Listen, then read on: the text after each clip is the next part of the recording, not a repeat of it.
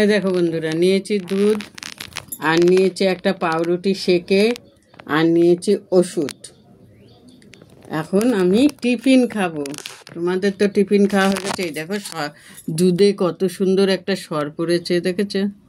এই দেখো, এই দেখো। যাই হোক, টিফিনটা খাই, পেটে ডন মারছে।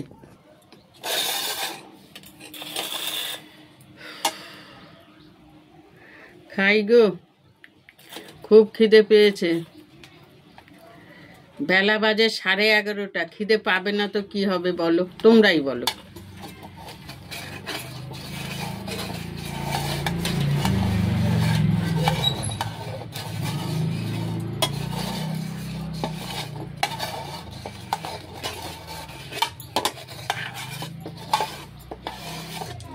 বলো, ভুলে গেছি।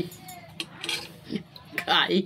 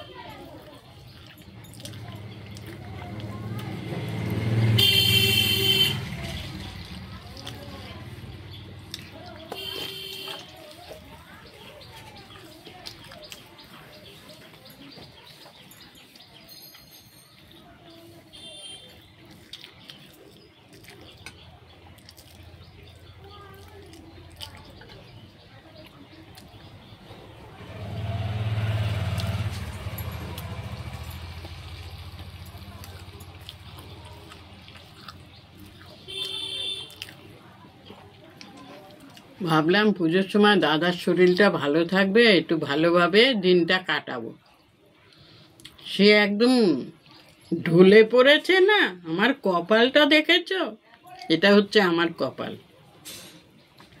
সে এখন কুঁত কুঁত করছে।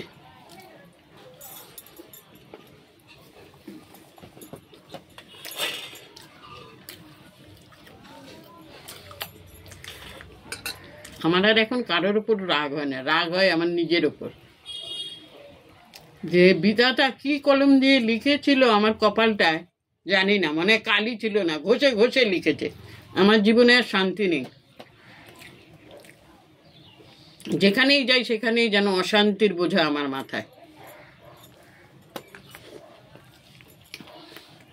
ওনার বাড়ি থেকে বেরোলাম সকাল, আজকে 9টায় বেরিয়েছি, আবার নাকি ওনাকে দুপুরে খাওয়াতে যাব।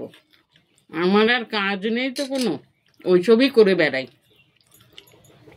আমার সংসারও নেই।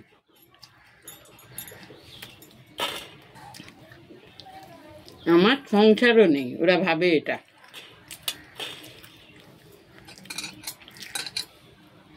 কোনো মানুষকে বেশি করলে এরকমই হয়।